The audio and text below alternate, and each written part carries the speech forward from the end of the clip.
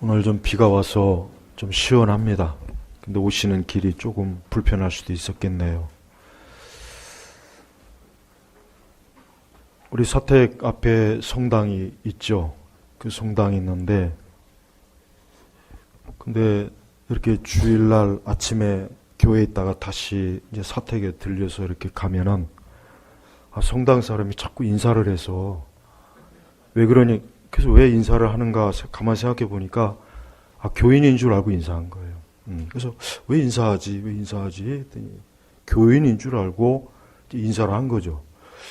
근데 교인이 아닌데 그 앞에서 그 사람들은 제가 성당으로 들어올 것을 기대했는데 거기로 안 가고 바로 이렇게 꺾어지잖아요.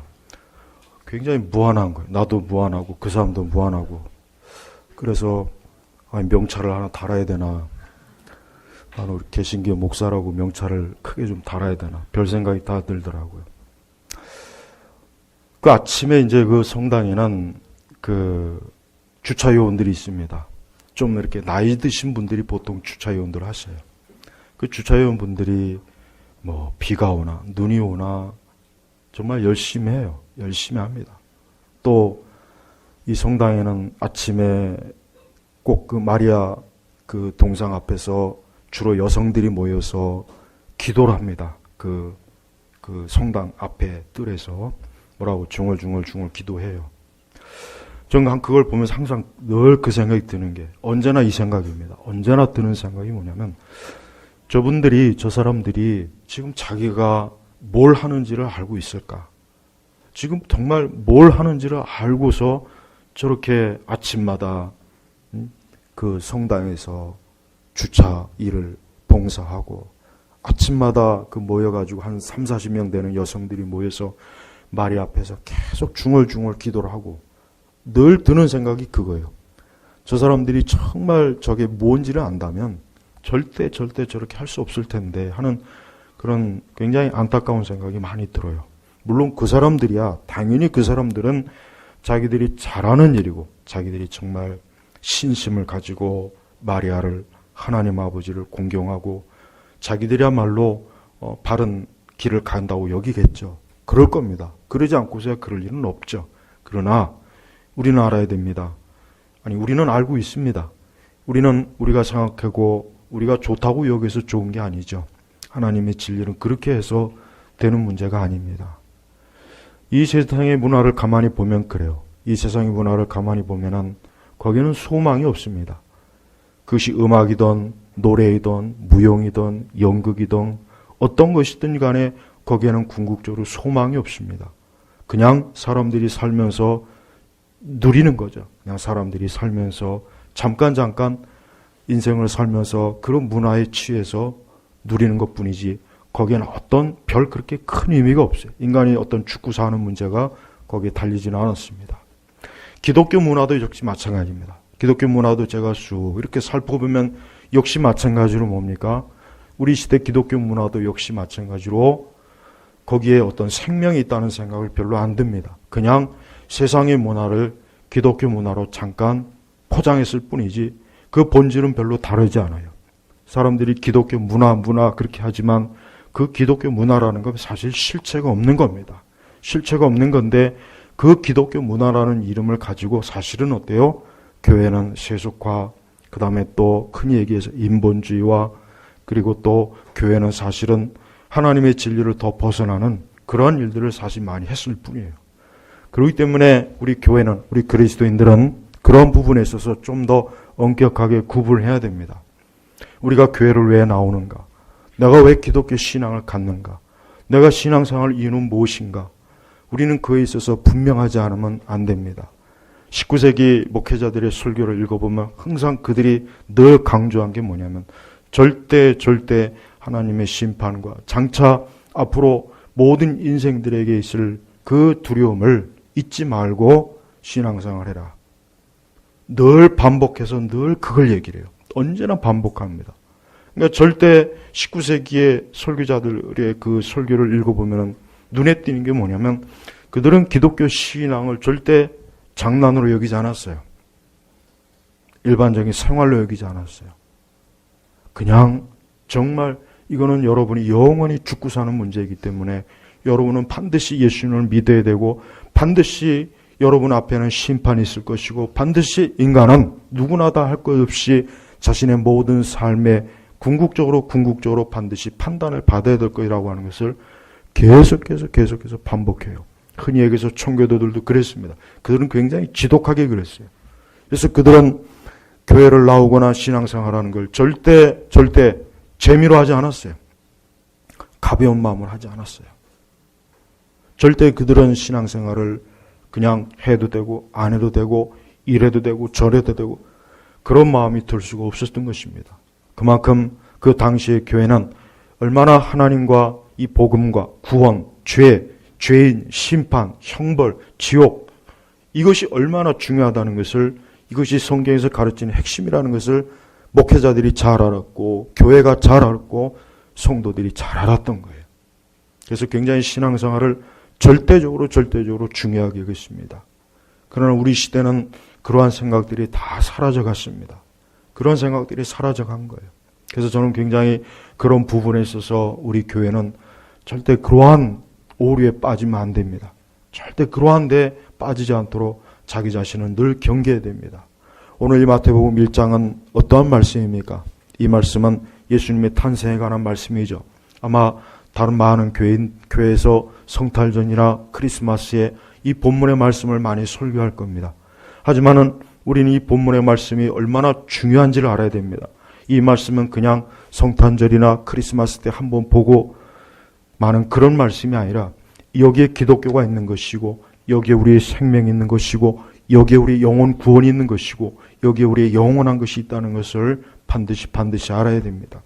자, 하나님의 아들 예수 그리스도는 우리가 잘 알고 있습니다. 그래요. 그분은 마리아에게서 동정녀로 성령에 의해서 잉태되었습니다. 이것은 중요한 교리입니다.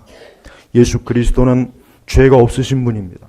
그분은 하나님의 아들로 그분은 죄의 영향을 받지 않고 죄가 없으신 완전한 무함하신 분입니다. 왜 그렇습니까? 그래야 그분이 우리의 죄인들을 위해서 속죄 희생 제물이 자기에게 주어지기 때문에 그런 것이에요. 그래서 하나님께서 이 땅에 오실 때 한 여인의 배를 빌려서 그 태중에 태를 빌려서 이 땅에 오신 거예요. 그러므로 우리 예수님께서는 그냥 단순한 특별한 인간이 아니고 사람이 아니라 그분은 오늘 말씀처럼 뭡니까? 천사가 뭐라 그랬습니까? 그 여자에게 잉태된 물은 성령으로 잉태된 것이다. 거룩한 하나님의 영으로 잉태된 것이에요. 저는 이 부분에 있어서 세상 사람들한테 우리 기독교가 굳이 설명할 필요가 없어요. 여러분 복음을 전할 때 제가 전에도 한번 그랬죠. 절대 마치 우리가 무슨 잘못한 것처럼 마치 우리가 무슨 죄진 것처럼 마치 우리 기독교 교리가 굉장히 뭔가 문제가 있는 것처럼 사람들한테 설명하지 마세요. 그냥 설명해 줘요. 성령으로 잉태되었다. 거기에 무슨 구체한 설명할 필요가 없어요. 왜? 하나님께서는 이 말씀을 통해서 구원할 자는 구원하시기 때문에 우리가 복음을 있는 그대로 전하면 믿을 자는 믿게 돼 있는 거예요.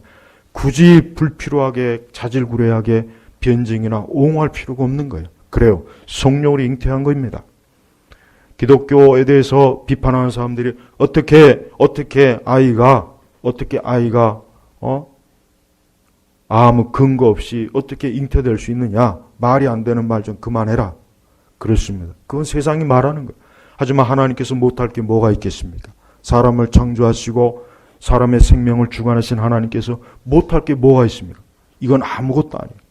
하나님께서 그 말씀으로 세상을 창조하시고 하나님께서 사람을 지으시고 이 세상 모든 것들을 주관하시고 하나도 어려운 게 아닙니다. 그래서 예수님께서는 성령으로 잉태했습니다. 하나님께서는 이 여인의 이 마리아가 두려워하고 불안해하고 이 마리아가 얼마나 이런 일로 인해서 그가 겁을 낼 줄을 잘 알고 계셨기 때문에 어때요? 그는 천사를 통해서 계시를 한 거예요. 그 남편 요셉에게도 계시했고 마리아에게도 계시해서 이 모든 일은 하나님에게서 온 것이구나. 하나님께서 하시는 것이구나 하고 그들에게요 안심을 하도록 그렇게 만든 거예요. 그러면서 21절에 보면 그 여자가 아들을 낳을 것이니 그분의 이름을 뭐라고요? 예수라고 하여라. 이는 그분께서 자기 백성을 그들의 죄에서 구원하실 것이기 때문이다. 자, 예수님을 왜 믿습니까? 우리가 왜 예수님의 이름을 부릅니까? 예수 그리스도를 왜 우리가 믿습니까? 그건 뭡니까? 그것은 그분을 통해서 우리의 죄를 어때요? 우리 죄에서, 우리 죄 가운데서, 우리 죄성 가운데서 죄로 인해서 타락하고 멸망하고 부패한 우리 인간은 우리 인생에서 어때요? 건짐을 받는 그 유일한 길이 바로 뭡니까? 예수님을 통해서이기 때문에 예수라고 그러신 거예요. 그래서 우리는 예수 그리스도 이름을 부를 때마다 명백하게 알아야 돼요. 이 예수라고 하는 이름은 그냥 이름이 아닙니다. 예수라고 하는 이름은 그냥 불러보는 이름이 아닙니다. 뭡니까? 이분이야말로 나를 죄에서 건지는 분이구나. 나를 죄와 사망에서 건질 분이구나 하는 것을 우리가 알아야 됩니다. 왜 그 많은 하나님께서는 당신의 아들 예수 그리스도를 다른 이름으로도 보낼 수 있어요. 더 좋은 이름이 있지 않겠습니까? 더 멋있는 이름, 더 폼나는 이름. 로마 황제 이름이 얼마나 멋있습니까? 여러분, 로마 황제 이름은 그 라틴어로 이렇게 풀어놓은 거 보면은 굉장히 멋있어요. 그 황제에 대한 칭호도 그렇고 정말 이 로마의 그 황제는 아주 멋의 극치를 달려요. 그렇지만은 만왕의 왕 되신 예수님은 그냥 예수라고 하는 이름이에요. 사실 예수라는 이름은 그 당시 유대교회에서 흔한 이름입니다. 옛날 우리식대로 말하면 철수야 영이 60년대 70년대 그런 이름이에요. 그러나 하나님의 아들 예수 그리스도는 그냥 단순하고 평범한 이름이 아닙니다. 그 이름 자체가 뭡니까? 그분께서 자기 백성을 그들의 죄에서 구원하실 것이기 때문이다. 바로 그래요. 하나님께서는 예수님을 이 땅에, 당신의 아들을 이 땅에 보내시면서 그분의 이름을 통해서 뭡니까? 이분이 하실 일이 무엇인가를 보여주신 거예요. 그렇습니다. 우리가 예수님을 믿는 게 왜 믿습니까? 예수님 믿는 이유가 뭐겠습니까? 나의 죄에서 건짐을 받는 거예요. 내 죄에서 내가 이 상태로 죄 가운데 그냥 이 상태로 살면 누구나 다 이 세상에 와서 그대로 살다 그대로 죽으면 어떻게 됩니까?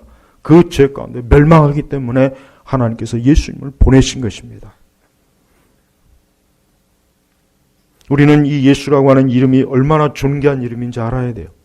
사람들이 예수란 우리 교회를 다니는 분들도 예수님의 이름을 아주 하찮게 여깁니다. 저는 그게 굉장히 불안해요. 예수라는 이름 하나 부를 때마다 깊이 생각해야 돼요. 이분이 어떤 분인가? 내가 어떻게 감히 하나님의 아들 그분의 이름을 부를 수 있겠는가? 그것이 바로 은혜예요. 하나님의 은혜예요.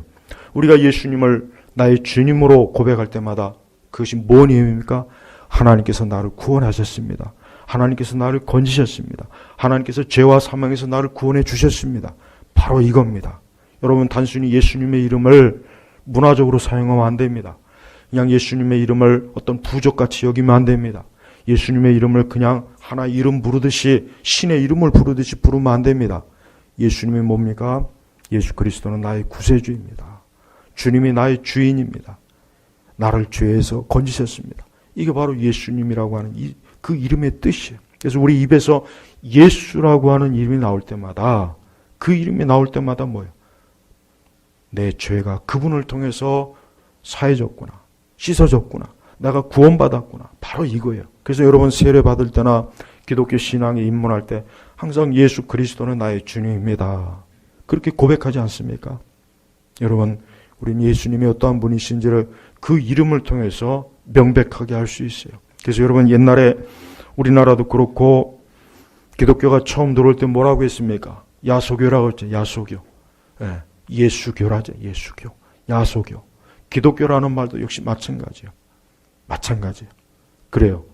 우리의 종교와 우리의 신앙 자체가 바로 예수예요.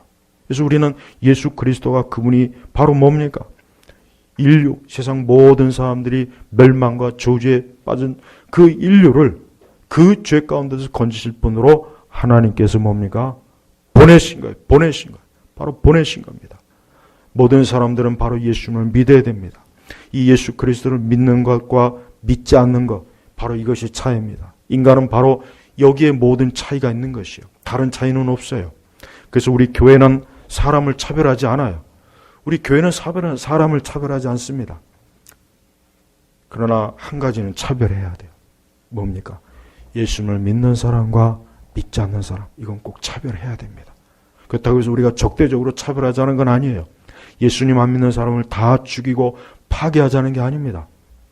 우리 누군가를 만날 때, 누군가를 볼 때마다 이 사람이 예수님을 믿는 사람이냐 믿지 않는 사람이냐는 걸 반드시 구분해야 됩니다. 예수님 믿는 인생과 믿지 않는 인생은 하늘과 땅 차이예요. 얼마만큼의 차이입니까? 한 사람은 영원히 구원받습니다. 한 사람은 영원히 하나님의 자녀가 됩니다. 한 사람은 영원히 영생을 누립니다. 한 사람은 영원히 예수님이 그와 함께합니다. 그래서 임마누엘, 하나님께서 우리와 함께합니다. 그게 예수님 믿는 사람이에요. 그게 바로 그리스도인이에요. 그러나 예수님 안 믿는 사람은 그게 없어요. 그는 영원히 형벌을 받습니다. 저주를 받습니다. 그는 이 땅에서도 저주를 받습니다. 죽어서도 저주를 받습니다. 그는 사나 죽으나 그 죄 때문에 멸망하고 저주받는 것이에요.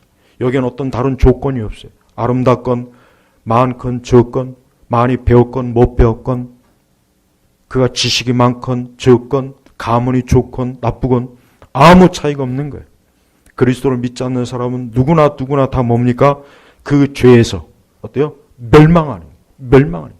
그래서 우리는 예수 그리스도입니다. 초대교회 때 어느 누구든지 그가 예수 그리스도를 믿을 때, 입문할 때 제일 먼저 교회가 요구한 게 뭐냐면 예수 그리스도는 나의 주입니다라는 것을 반드시 고백하게 했어요.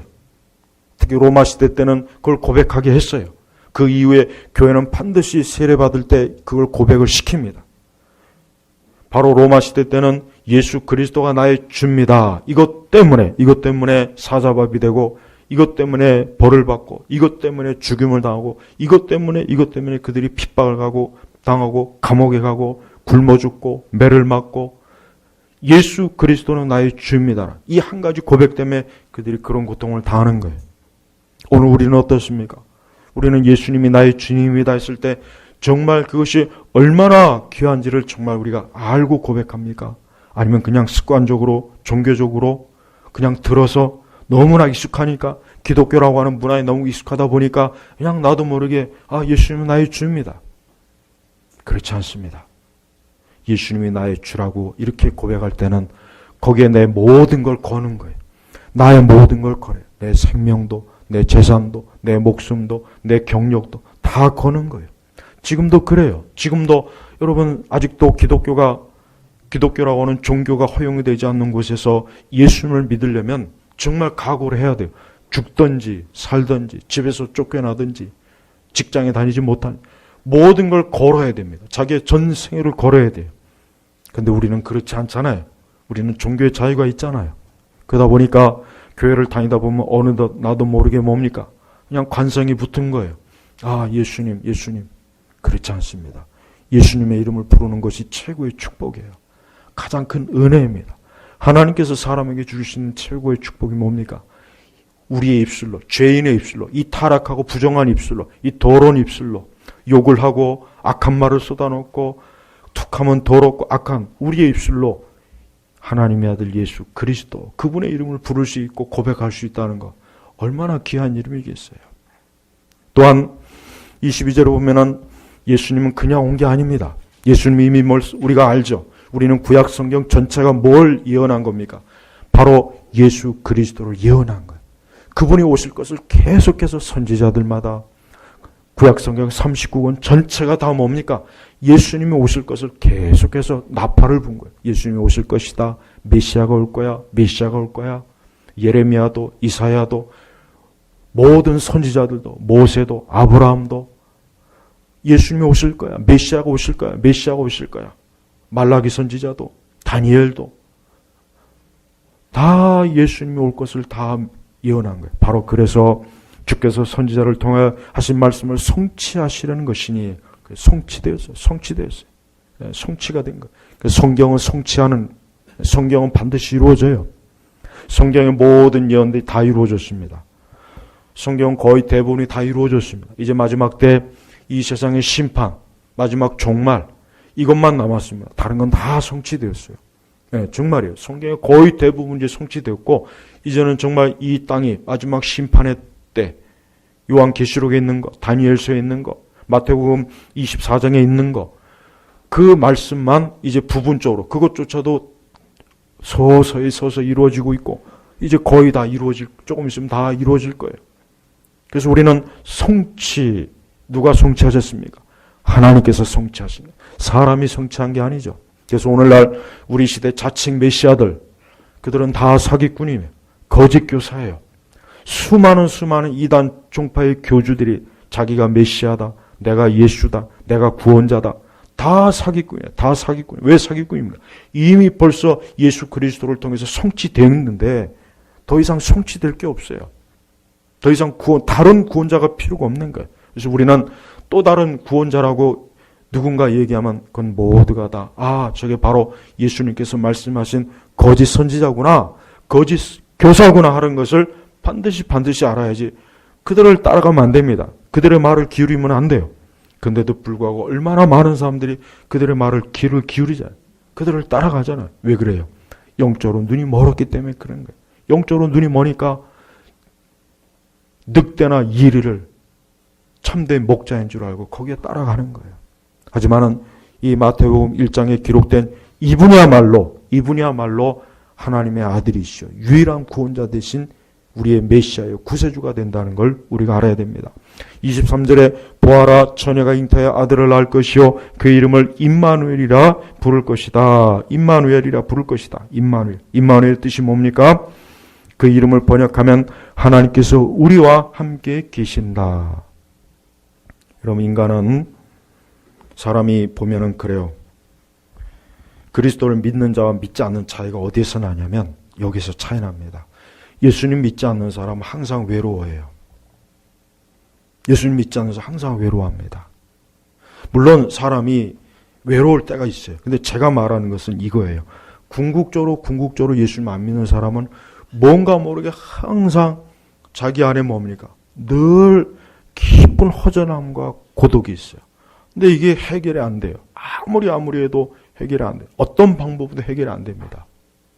그러나 예수님 믿는 사람은 진짜 그 중심에서, 심령에서 이제는 나 혼자가 아니구나 하는 걸 압니다. 바로 이 차이입니다. 이 차이 너무 커요. 이거 너무 중요한 문제예요. 이거 정말 꼭 우리가 알아야 돼요. 예수님 안 믿는 사람, 분명히 그랬습니다. 하나님께서 여기 우리가 누구입니까? 이게 누굽니까? 도대체 이 우리는 누굴 말하는 걸까요? 바로 하나님의 아들 예수 그리스도를 믿는 자를 얘기하는 겁니다. 그들을 얘기하는 거예요. 절대 하나님께서는 하나님 믿지 않는 자와 함께하지 않습니다. 불신자와 함께하지 않습니다. 불신자는 누구와 함께합니까? 마귀가 함께합니다. 귀신이 함께합니다. 그래서 하나님 믿지 않는 자는 사단의 노예예요. 죄의 노예입니다. 그들은 귀신의 노예예요. 그래서 그들은 늘 그 귀신과 사단의 노예이기 때문에 질질 끌려다녀요. 평생을 질질 끌려다닙니다. 거기서 해방이 안 돼요. 그 스스로 어때요? 거기에서 탈출은 안 돼요. 오직 누구만 거기서 탈출시킵니까? 예수 그리스도만이 해방자의 구원자가 되시는 거예요. 우리 성도 여러분, 오늘 이곳에 계신 우리 예배를 드리는 모든 분들, 하나님께서 우리와 함께 계신다라는 것을 정말 믿습니까? 이것을 정말 심령으로 믿습니까? 이 말씀을 정말 확신합니까? 이 말씀을 믿으십시오. 예수 그리스도를 믿는 자는 하나님께서 가장 큰 약속을 첫 번째 주신 게 바로 이게 뭡니까? 임마누엘. 하나님이 나와 함께 하시는구나. 우리와 함께 하시는구나. 어느 때나 함께 하시는 거예요. 여러분, 결혼할 때 가장 흔한 주례사가 뭐예요? 병들었을 때나, 가난할 때나, 실패할 때나, 뭐 할 때나, 이 사람과 영원히 함께 하겠습니까? 하고 다 그렇게 하잖아요. 그게 고전적인 가장 좋은 그 결혼식 선언문이에요. 근데 다 그걸 지키지 않아요. 다 지키지 않습니다. 결혼식 때야 누구나 다 예 하죠. 그러나 살다 보면 그 약속을 안 지켜요. 하지만 하나님의 예수 그리스도, 우리의 신랑 되신 예수 그리스도는 절대 우리와 혼인 서약한 거 찢어지지 않아요. 절대 어기지 않습니다. 진짜 예수님은 우리가 가난하던, 부유하던, 병들었던, 실패하던, 심지어 우리가 죄를 지었을 때라도 우리를 버리지 않습니다.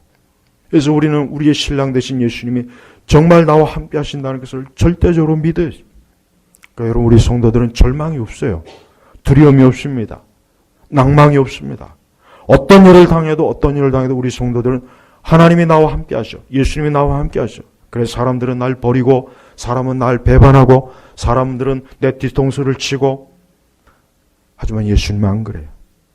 그래서 우리가 예수님을 절대적으로 신뢰하고 의지해야 그럴 수 있는 이유가 바로 거기에 있는 거예요. 우리는 예수님이 나의 영원한 신랑이 되시는 분이에요. 여기 우리 결혼하신 분들, 여러분들의 진정한 신랑은 누구입니까? 예수님이에요. 예수님이에요. 그 예수님은 죽을 때도 여러분을 손을 놓지 않아요. 우리가 예수님의 손을 붙잡고 구원의 문으로 들어갔을 때 그 손은 영원히 나를 붙잡고 있어요. 절대 어느 누구도, 하늘의 천사라도 마귀라도 그 어떤 것도 그 손을 끊지 못해요. 얼마나 좋습니까? 이 땅에 있는 수많은 사람들이 누가 나와 함께 할 것인가? 누가 나와 동행할 것인가? 누가 나와 함께 영원히 함께 할 것인가? 찾아다닙니다. 그러나 찾지를 못해요. 저는 그런 분들에게 예수님이 손을 잡으라고 권하고 싶어요. 예수님은 여러분과 함께해요. 예수님은 여러분이 어딜 가든, 사망의 음침한 골짜기든 푸른 초장이든 좋은 때든 나쁜 때든 영원히 우리와 함께 하시는 분이에요. 얼마나 좋습니까? 수많은 사람들이 궁극적으로 그 마음속에서 누가 나와 함께 할 것인가, 누가 나와 함께 할 것인가 찾아다녀요. 하지만 사람은 찾을 수가 없을 거예요. 절대 못 찾습니다. 왜? 사람은 영원히 함께 할 수 없어요. 하지만 예수님은 함께 하셔요. 그래서 하나님께서 그 이름을 임마누엘이라, 또 별명을 별도 이름을 또 붙여주신 거예요. 우리는 예수님께서 우리를 이와 같이 하나님께서 예수님을 통해서 우리를 구원하시고 우리와 함께 하신다는 것을 우리가 영원히 믿으면서, 이 땅에서 믿으면서 살도록 하나님께서 우리에게 은혜와 이것이 바로 복을 주신 것입니다. 그러므로 여러분, 우리는 예수님을 믿는 것이 우리 사람에게 있어서 가장 절대적이고 중요하다는 것을 반드시 알아야 됩니다. 갈수록 예수님 믿는 사람은 아마 적어질 것 같아요. 많아지진 않을 것 같아요. 안타깝지만. 하지만은 예수 그리스도께서는 여기 보니까 자기 백성 21절을 보니까 그분께서 자기 백성, 즉 하나님께서는 창세 전부터 자기 백성을 어때요? 예정하시고 선택한 거예요. 그래서 하나님께서는 마지막 이 세상 끝날까지 자기 백성을 다 구원하십니다. 자기 백성을 다 한 사람도 빼놓지 않고 다 구원하시는 거예요. 이 자기 백성을 그들의 죄에서 구원할 것이기 때문이다. 그래서 자기 백성이 아닌 자들은 예수님께서 구원하지 않아요. 구원할 능력이 없는 것이 아니라 자기 백성이 아니기 때문에 구원하지 않는 거예요. 우리는 우리 자신이 하나님의 백성의 수에 들어가는지를 확인해야 돼요. 나는 하나님의 백성의 거룩한 그 구원의 수에 들어가 있는가? 나는 그곳에 들어가 있는가? 그것에 들어가지 못했다고 생각이 되면 이 시간 심각하게 예수 그리스도에게 청하십시오. 나도 예수 그리스도를 그 자기 백성의 수에 들어가고 싶습니다. 나도 그 안에 들어가고 싶습니다.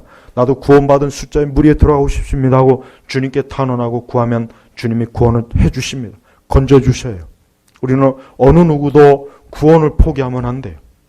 우리는 누구라도 죽는 그 순간까지 반드시 예수 그리스도를 믿게 해야 돼요. 최근에 제가 아는 어떤 분이 돌아가셨어요. 근데 그분을 내가 가만히 얘기를 들어보니까, 아들한테 들어보니까 돌아가시 직전에 목사님을 모시고 다시 한번 영접 기도하고 돌아가셨다고 하더라고요. 너무나 감사해요. 전 그분이 구원받았을 것이라고 확신해요. 우리는 어느 누구도 그가 숨이 끊어지기 이전까지는 반드시 예수 그리스도를 믿도록 반드시 그에게 어때요? 믿을 수 있도록 반드시 복음을 증거해야 돼요. 포기하면 안 돼요. 그의 숨이 완전히 끊어지기까지 그의 귀에다 대고 예수 그리스도가 나의 구주이십니다라고 고백하라고 그의 귀에다 외쳐야 되는 거예요. 그것이 복음이에요. 여러분, 복음이 얼마나 중요합니까? 여러분, 수많은 인생들이 자신이 멸망당할 것을 알지 못하고 오늘도 살아가죠. 내일도 살아갈 거예요. 한번 생각해 보십시오. 인생은 긴 게 아닙니다. 짧아요. 우리의 삶은 오래 가는 게 아니에요. 내가 지금 젊고 내가 지금 팔팔해도 나이를 먹습니다. 그래서 성경에는 70, 80이라고 했어요. 강건해봐야 80이라고 그랬어요. 옛날 70년대는 평균 수명이 보통 한 60대 중반이면 다 끝나요. 그러나 점차로 평균 수명이 늘어나는 거예요. 수명이 늘어나다 보니까 나이가 많이 들었을 때 생기는 병을 그 전까지는 잘 몰랐는데 나이가 많이 들었을 때 생기는 병이 계속 나타나는 거예요. 그러니까 인간은 일찍 죽어도 걱정이지만 오래 살아도 다 뭐예요? 그 오래 사는 것 때문에 몇몇 병이 드는 거예요. 많은 고통이 있어요.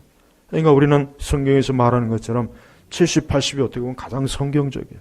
가장 성경적입니다. 더 나이 들어서 고생하지 않고 너무 또 일찍 죽어서 또 그렇지 않고. 그러니까 우리가 사는 날 동안 계속해서 어때요? 예수 그리스도의 이름을 부르면서 그분이 나의 구세주가 되시고 내 주변에 있는 하나님 믿지 않는 사람의 구원자가 되신다는 것을 확실하게 믿도록 우리가 권해줘야 되는 것이에요. 24절에 그러니까 요셉은 처음에 18절에 보니까 그렇죠. 요셉은 마리아가 정원했는데 우리가 다른 복음서에 보면 알겠지만 그만 그 요셉이 소식을 들은 거예요. 아니 자기가 정원하니 마리아가 어때요? 아이를 가졌다는 소식을 듣고 이 요셉이 너무 충격을 받은 거예요. 물론 요즘 같은 세상에서는 받질 않죠. 요즘은 하도 오죽하면 막 혼수품이라고 막 그 정도로 할 정도로. 우리 그리스도인들은 그러면 안 됩니다. 우리 그리스도인들은 결혼 전에 아이를 갖는다면 그건 죄를 짓는 거예요. 그렇다고 해서 또 그 아이가 죄를 짓으니까 낙태하면 안 됩니다. 그건 2번 또 죄를 짓는 거예요. 죄는 적게 지어야지 많이 지면 안 돼요. 우리 그리스도인들 가운데 결혼하기 전에 아이를 갖는 건 하나님 앞에 죄 짓는 거니까 그건 반드시 회개해야 돼요. 반드시 회개하고 그런 죄는 다시는 짓지 않도록 해야 됩니다. 근데 이 요셉은 이 말씀에도 19절에 나왔지만 이 요셉은 참 좋은 사람이에요. 그 여자 남편 요셉은 의로운 자여서 저는 요셉이 예수님을 보여준다고 생각해요. 예수님의 성품을 보여줘요. 여러분 원래 그 당시 율법대로는 뭡니까? 이 요셉은 그 정원한 마리아를 그 마을에다가 불러다가 이 여자가 나와 정원했는데 누군가의 아이를 잉태했으니 이 여자를 돌로 쳐야 되겠습니다 해가지고 원래 돌로 쳐 죽여야 되는 거예요. 그게 율법이에요. 원래대로 하면. 그런데 이 요셉은 뭐예요? 그 여자의 남편 요셉은 의로운 자였어. 그러니까 요셉은 어때요? 그 마음이 긍휼과 사랑이 많은 거예요. 우리 여성들은 남자를 만나려면 요셉 같은 사람을 만나야 돼요. 이해심 많고 넉넉하고. 저도 그런 사람은 못 되지만 우리 여성들은 여기 하지 않은 우리 아가씨들은 요셉과 같은 사람 만나십시오. 이 요셉은 의로운 자여서 그 여자를 드러내지 않고 은밀히 끊고 자요. 왜 그래? 그걸 드러내면은 마리아도 죽고 잉태된 아이도 죽고. 그러니까 요셉이 볼 때 도저히 안 되는 거. 아유 안 되겠다. 그냥 내가 그냥 모른 척하고 넘어가면 되지. 나만 넘어가면 될 일. 괜히 이거 드러내면은 저 여인이 얼마나 큰 고통을 죽는 거예요. 고통이 아니라 그냥 죽는 거죠. 그러니까 요셉은 은밀히 끊고 자였어요. 얼마나 요셉이 참 정말 그리스도의 성품을 너무나 드러내죠. 우리 예수님도 가늠한 여자를 어때요? 많은 사람들이 돌로 치려고 데리고 왔잖아요. 그때 예수님께서 누구든 죄 있는 사람이 먼저 돌로 치라 그랬어요. 한 사람도 못 쳤어요. 왜? 누구나 다 자기가 죄를 깨달으니까. 그 모든 사람이 다 가고 나서 예수님께서 그 여인에게 나도 너를 정죄하지 않을 테니까 다시는 죄를 짓지 말아라. 저는 복음서에서 그게 제일 아름다워요. 저는 그 예수님의 많은 그 사건 중에 그 부분이 가장 아름다워요. 가장 아름답고 우리 예수님이 이런 분이구나. 요셉은 예수님을 그대로 보여주시는 분이에요. 우리가 마땅히 죽어서 저주받고 형벌받고 매일매일 죄 때문에 죽어야 돼. 그런데 뭐예요? 예수님은 그것을 드러내지 않아요. 예수님은 십자가에서 자기 몸에서. 예수님이 어떻게 드러냈습니까? 자기 몸에서 드러냈잖아요. 채찍으로 물과 피를 쏟음으로 예수님이 자기 몸에서 우리 죄를 드러낸 거예요. 그러니까 예수님이 얼마나 좋으신 분입니다. 하나님께서는 요셉의 이런 마음을 알고 20일 이 일을 생각하고 있을 때 주님의 천사가 꿈에 나타나 그래요. 천사가 그때 나타난 거예요. 그러니까 요셉아 두려워하지 말아라.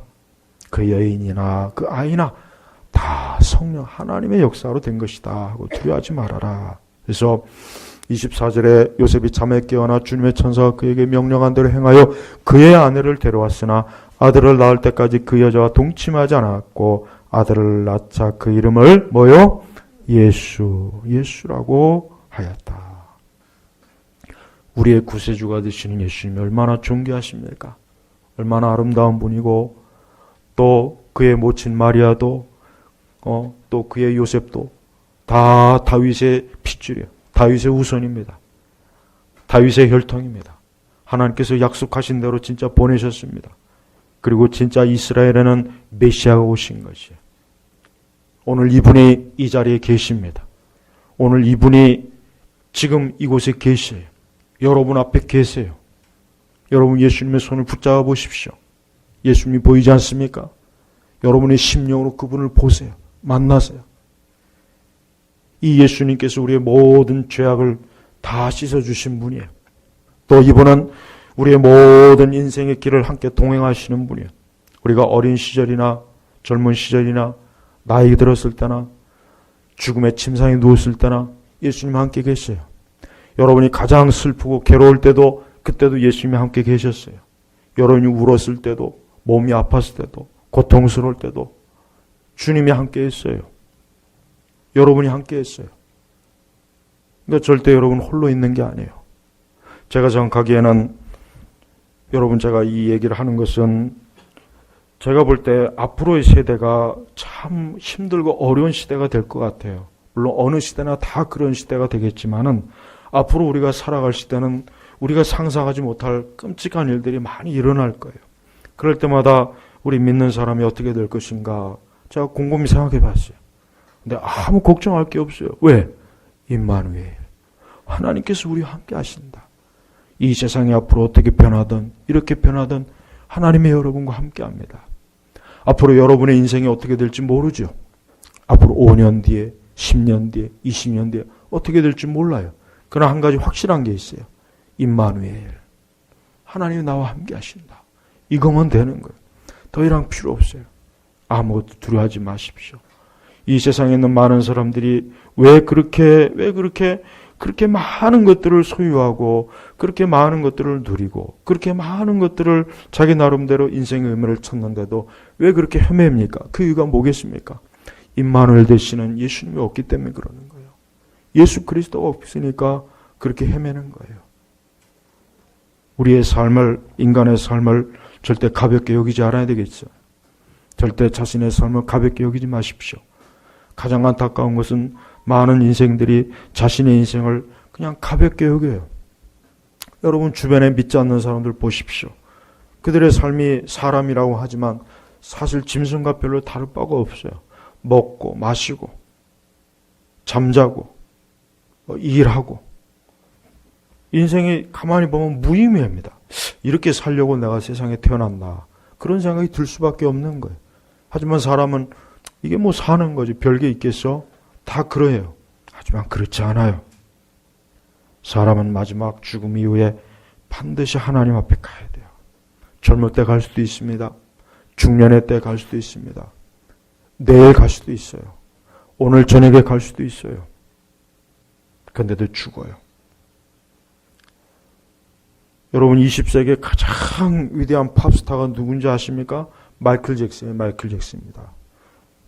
비틀스 다음에 마이클 잭슨이 저는 마이클 잭슨이야말로 최고의 팝스타예요. 요즘 뭐 BTS는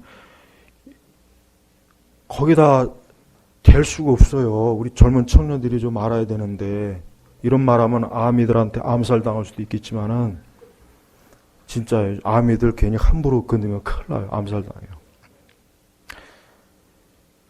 마이클 잭슨은 굉장히 정말 최고의 그런 사람 아마 다시 나오기 힘들 것 같아요. 하지만 어떻게 됐습니까? 쓸쓸하게 마약 중독으로 죽었는지 살해당했는지 쓸쓸하게 죽었어요.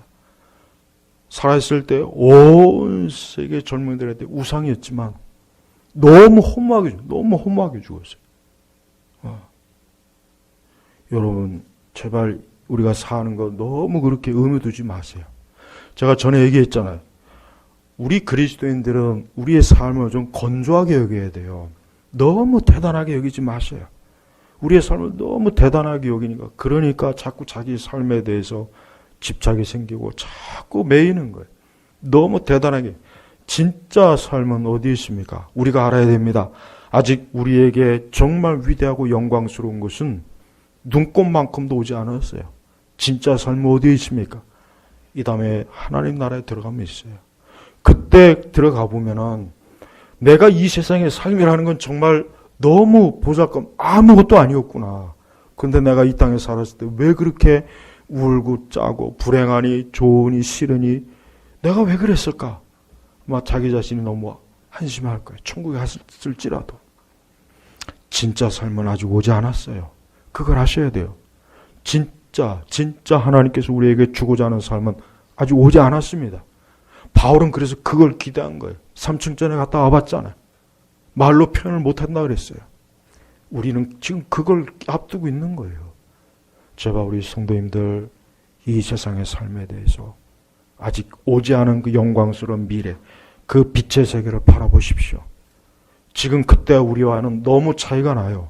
그래서 우리는 사람이 어떤 식으로든 상상할 수 없다고 성경에도 말했잖아요. 도저히 생각이 안 돼. 너무나 위대한 영광스러운 세계이기 때문에 인간이 상상할 수가 없다 그랬어요, 성경에는. 그 위대한 그 하나님의 나라, 그 천국이 우리 앞에 있습니다. 누구로 인해서 있습니까? 예수 그리스도로 인해 있습니다. 오늘 예수 그리스도께서 우리의 심령에 찾아오셨습니다. 이분을 모십시오. 이분과 동행하십시오. 이분과 함께 하십시오. 그때 영원한 소망, 영원한 영광의 날이 여러분 앞에 곧 도달할 것입니다. 기도하겠습니다. 하나님 아버지 감사합니다. 하나님의 아들 예수 그리스도를 이 땅에 보내셔서 그분이 나의 구주가 되시고 나의 죄에서 나를 건져주시고 나를 영원한 사망과 형벌에서 나를 건져주신 걸 감사합니다. 오늘 이 말씀을 듣는 모든 귀한 영혼들이 어느 누구도 한 사람도 빼놓지 말고 예수 그리스도를 구주로 영접하고 임마누엘 되신 그분과 함께 영원한 영생을 누리도록 축복하옵소서. 예수님의 이름으로 기도 올렸습니다. 아멘.